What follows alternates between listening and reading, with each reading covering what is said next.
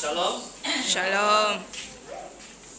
Puji Tuhan, kita dapat bertemu dan dapat bertama sekali lagi di dalam kasih Yesus Kristus. Walaupun sudah 7 hari telah kita lewati, di mana orang yang paling kita sayangi Tuhan sudah panggil pulang, namun Tuhan tetap memberikan kekuatan kepada kita.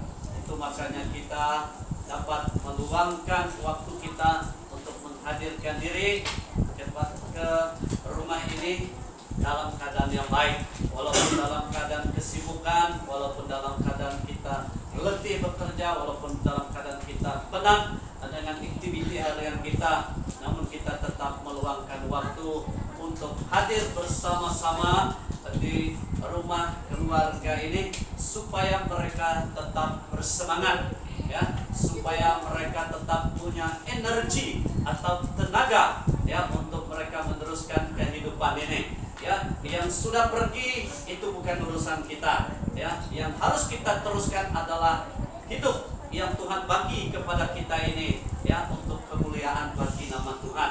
Nah, oleh itu jemaat Tuhan yang saya kasihi, waktu saya datang ke tempat ini sebentar tadi, waktu saya melihat wajah yang terpancar di dalam kehidupan setiap kita, ya, saya dapat melihat bahwa kita sedang menikmati kasih Yesus Kristus itu di dalam kehidupan kita. Walaupun secara hakikatnya, ya, walaupun secara hakikatnya kita masih merasakan kehilangan orang yang paling kita sayangi, tetapi di dalam Yesus Kristus kita dapat menempuhi, ya, pergumulan itu karena kita tahu bukan kita yang menempuhinya bersendirian, tetapi pertama Tuhan memberikan kekuatan kepada kita, dan kedua Tuhan tidak pernah meninggalkan kita, dan ketiga melalui Roh Allah yang ada di dalam setiap diri pribadi kita itu menjadi roh penghibur yang senantiasa memberikan ketenangan,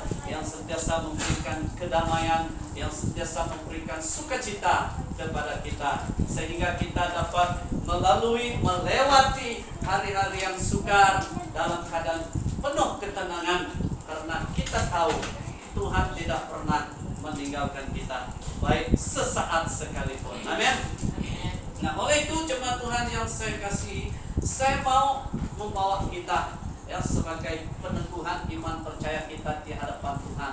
Waktu kita berhadapan dengan situasi sukar, waktu kita sedang berhadapan dengan cabaran di dalam kita hidup di muka bumi ini yang dikatakan hidup yang hanya sementara, bumi yang hanya sementara yang kita tempati, karena ada satu tempat yang kekal, yang abadi, yang akan kita miliki. Nah, biarlah kita hidup selama kita ada di muka bumi ini, hidup kita hanya untuk memuliakan nama Tuhan. Ya, jemaat Tuhan yang saya kasihi, satu bahagian firman Tuhan yang saya percaya semakin meneguhkan iman percaya kita dan semakin membawa kita untuk terus mengasihi Yesus Kristus, dan semakin membakar semangat kita, ya, untuk kita terus mendekatkan diri dengan Tuhan. Mari bersama dengan saya kita melihat di dalam surat Yakobus, ya, di dalam surat Yakobus pasal yang pertama, ayat yang pertama sehingga ayat yang ke-8. Di dalam surat Yakobus pasal yang pertama, ayat yang pertama sehingga ayat yang ke-8. Jika kita sudah mendapatkannya, saya akan membacakannya kepada kita dengan suara yang dapat didengar, maka kita mengiringi di dalam hati mengikut kepada terjemahan Alkitab yang ada pada kita. Sekali lagi, jika kita masih tercari-cari ayat ini di dalam surat Yakobus, ya, pasal yang pertama, ayat yang pertama sehingga ayat yang ke-8. Begini bunyi firman Tuhan. Salam dari Yakobus, hamba Allah dan Tuhan Yesus Kristus, kepada ke-12 suku di perantauan. Saudara-saudaraku, anggaplah sebagai suatu kebahagiaan apabila kamu jatuh ke dalam berbagai-bagai pencobaan, sebab kamu tahu bahwa ujian terhadap imanmu itu menghasilkan ketekunan. Dan biarkanlah ketekunan itu memperoleh buah yang matang, supaya kamu menjadi sempurna dan utuh dan tak kekurangan suatu apapun. Tetapi apabila di antara kamu ada yang kekurangan hikmat, hendaklah ia memintakannya kepada Allah yang memberikan kepada semua orang dengan murah hati dan dengan tidak membangkit-bangkit, maka hal itu akan diberikan kepadanya. Hendaklah ia memintanya dalam iman dan sama sekali jangan bimbang, sebab orang yang bimbang sama dengan gelombang laut yang diombak-ambingkan kiat kemari oleh angin. Orang yang demikian janganlah mengira bahwa ia akan menerima sesuatu dari Tuhan, sebab orang yang mendua hati tidak akan menang dalam hidupnya. Nah, jemaat Tuhan yang saya kasihi, satu bahagian firman Tuhan yang sangat jelas, ya, disampaikan oleh Yakobus, ya, kepada kita sebagai seorang hamba Tuhan, ya, kepada ke-12 suku perantauan, yaitu suku Israel pada waktu itu. Dan surat Yakobus ini juga disampaikan kepada kita sebagai orang percaya pada hari ini, ya, di mana kita harus hidup, ya, kita harus hidup berdiri teguh di hadapan Tuhan. Karena firman Tuhan mengatakan dan menjelaskan kepada kita, Dia mengatakan kepada kita, angkatlah, katanya, sebagai suatu kebahagiaan apabila kita jatuh di dalam berbagai pencobaan. Mengapa firman Tuhan ini membicarakan hal yang sedemikian kepada kita? Karena setiap kita sebagai orang percaya, iman kita itu harus diuji, ya. Iman kita itu harus diasah, seperti kita mengasah pisau, ya. Seperti kita mengasah pisau untuk membuatkan kita selesa waktu kita memotong bawang, daging, sayur dan sebagainya. Kita akan memastikan bahwa mata pisau itu akan sentiasa berada dalam keadaan yang tajam. Begitu juga iman percaya kita, ya. Iman percaya kita bukan saja harus kita menempuhi cabaran dan godaan di dalam kehidupan ini, tetapi iman percaya kita juga itu harus diasah, ya, supaya kita tahu sejauh mana kualiti iman kita di hadapan Tuhan, ya. Supaya kita tahu sejauh mana ketekunan kita hidup di hadapan Tuhan, supaya kita tahu sejauh mana hubungan kita dengan Tuhan, ya. Terutama sekali kita akan dapat melihat, ya, kita akan dapat melihat kualiti atau kekuatan iman seseorang itu waktu dia berdebat dengan keadaan tentang kematian, ya. Bagi kita sebagai ahli keluarga terdekat, ini sesuatu tamparan yang hebat bagi kita. Jika kita tidak punya iman, jika kita tidak memiliki iman, atau jika kita punya iman tetapi iman yang acuh tak acuh, sudah semestinya kita akan mudah goyah, sudah semestinya kita akan mudah jatuh, ya. Itu makanya firman Tuhan ini mengingatkan kepada kita, ya, sesuai dengan kekuatan atau kapasiti iman kita diuji, ya, untuk melihat kemurnian iman kita di hadapan Tuhan. Walaupun tidak seorang yang dapat mengelakkan diri daripada hal kematian, karena akhir daripada kehidupan kita pasti akan melalui dan kita pasti akan mengikuti jembatan yang sama, kematian yang menanti kita. Tetapi kita harus ingat, ya, harus ingat, salah seorang daripada keluarga kita akan Tuhan bawa pulang satu persatu sesuai dengan garis kehidupan mereka. Nah, di sini membawa dan menjelaskan kepada kita, bagi kita yang masih hidup, bagi kita yang masih bernafas, ya, kita harus memiliki iman yang harus menghasilkan keturunan, ya. Semakin kita terhimpit dengan pergumulan, semakin kita terhimpit dengan dugaan hidup yang dikatakan dugaan hidup yang nyata ini, semakin kita mengasihi Tuhan, semakin kita lebih sungguh lagi mencari Tuhan. Ya, bukan membuatkan kita semakin mundur, tetapi membuat kita dan membawa kita untuk lebih dekat lagi kepada Tuhan. Karena kita harus sadar bahwa hidup ini kosong adanya tanpa Yesus. Ya, hidup ini kosong adanya dan tidak berarti jika kita tidak memiliki Yesus. Bagi kita sebagai orang percaya, kita harus sangat bersyukur kepada Tuhan, karena firman Tuhan sudah jelas mengatakan kepada kita, biarlah ketekunan itu katanya memperoleh buah yang matang supaya kamu mencari sempurna dan utuh dan tak kekurangan suatu pun. Nah, di sini sangat jelas ya, sangat jelas membicarakan kepada kita, bagi kita yang masih bernafas. Ya, saya gunakan istilah masih bernafas, karena setiap kali kita bangun daripada tidur, ya, sewaktu kita masih tidur, kita belum memiliki jaminan apakah masih tetap kekal nafas udara ini.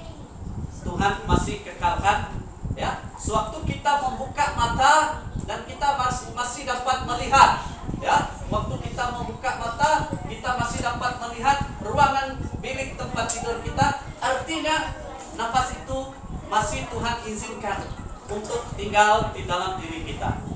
Seperti yang saya katakan kepada kita, akhir daripada kehidupan kita, kita dicipta, ya, daripada debu tanah. Waktu Tuhan mencipta kita daripada debu tanah, ya, kita adalah benda yang kosong seperti anak patung, ya. Tetapi Allah telah menghembuskan nafas kepada kita melalui hidung. Itu makanya kita ada nafas di dada, ya. Jadi waktu kita mati, tubuh ini akan pasti kembali kepada tanah, tetapi roh yang Tuhan berikan kepada kita itu akan kembali kepadanya. Nah, oleh itu jemaat Tuhan, biarlah selama kesempatan yang Tuhan berikan kepada kita sesuai dengan garis kehidupan, garis umur yang Tuhan sudah tetapkan kepada kita. Kalaupun iman kita diuji sekalipun, ya, jangan goyah, ya, berdiri teguh, percaya kepada Yesus. Dia tidak pernah meninggalkan kita, ya, dia tidak pernah meninggalkan kita. Bagaimana caranya, ya? Bagaimana caranya untuk kita sentiasa memastikan agar Tuhan tidak pernah meninggalkan kita? Kita harus menjalin hubungan kita dengan Tuhan itu dengan baik, ya. Bagaimana cara untuk mempraktikkannya, ya? Mintalah hikmat daripada Tuhan supaya kita memiliki satu hubungan yang baik dengan Tuhan, ya.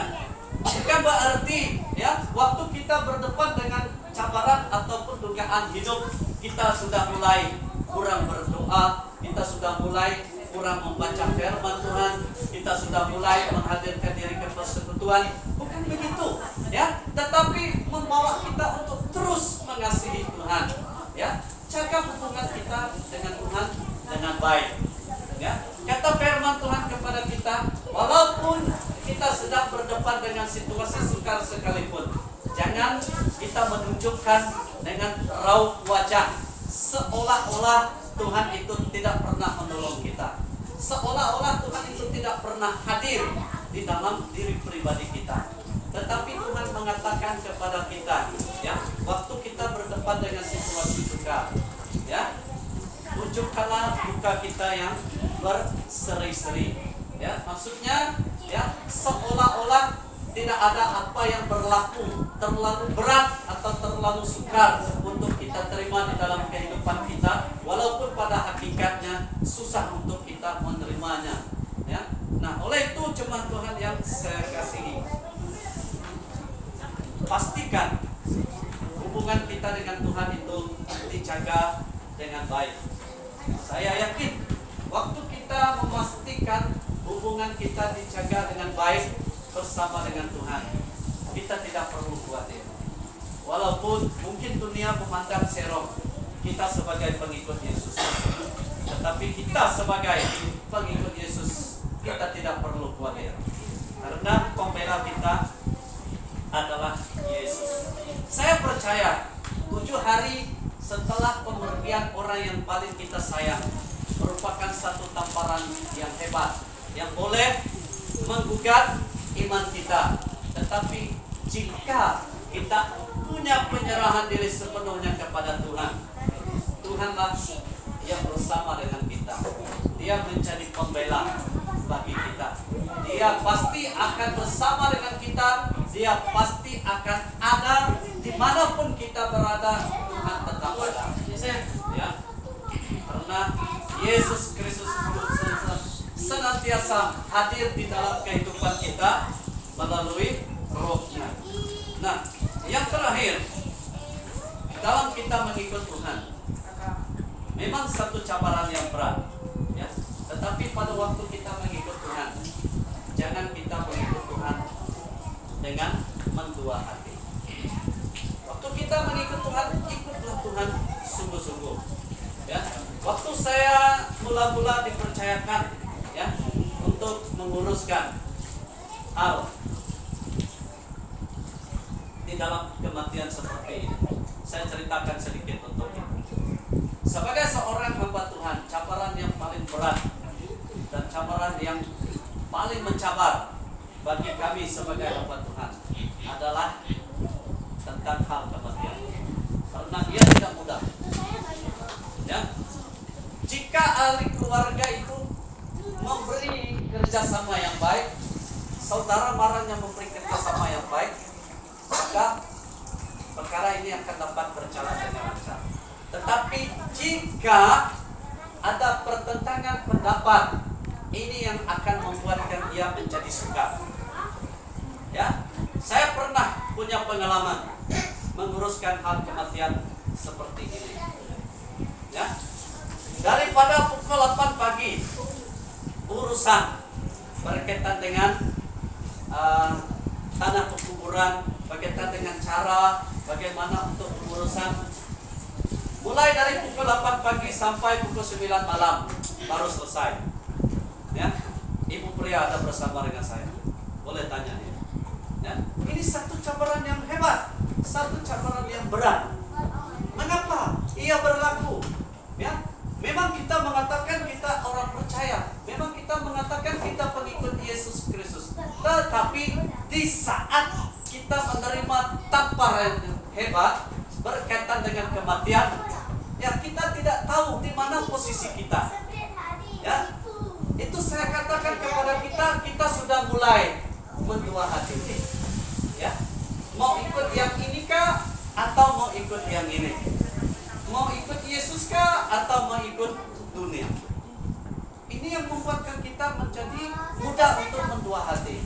Tetapi saya percaya jemaat Tuhan yang saya kasihi, waktu saya dipercayakan untuk melaksanakan pelayanan ini di tengah-tengah keluarga ini, saya sangat diberkati. Semuanya berjalan dengan baik dari awal sampai hari ini. Saya percaya ia bukan kekuatan cara manusia kita, tetapi karena Yesus Kristus ada bersama dengan kita. Amin. Karena Yesus Kristus ada bersama dengan kita, tidak ada mendua hati di dalam diri pribadi kita. Kita menyerah diri sepenuhnya kepada Yesus Kristus. Seperti yang saya katakan kepada kita, Dia tidak pernah meninggalkan kita.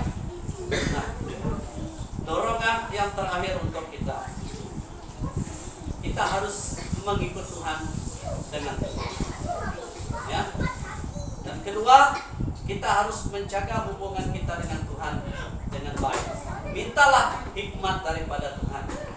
Dan ketiga, di dalam kita mengikut Tuhan, jangan mendua hati. Waktu kita mengikut Tuhan, ikutlah Tuhan dengan sungguh-sungguh. Waktu kita menjadi pengikut Tuhan yang sungguh-sungguh, Dia tidak pernah membiarkan kita bersendirian. Karena indah bersama Yesus indah hidup di dalam Yesus. Ya, walaupun ada cabaran, walaupun ada dugaan, kita tidak akan merasanya terlalu berat karena Yesus Kristus ada bersama dengan kita. Ya, sebelum kita mengambil waktu mendoakan khusus keluarga ini, ya, saya mau membawa kita mengaminkan bagian firman Tuhan ini. Ya, karena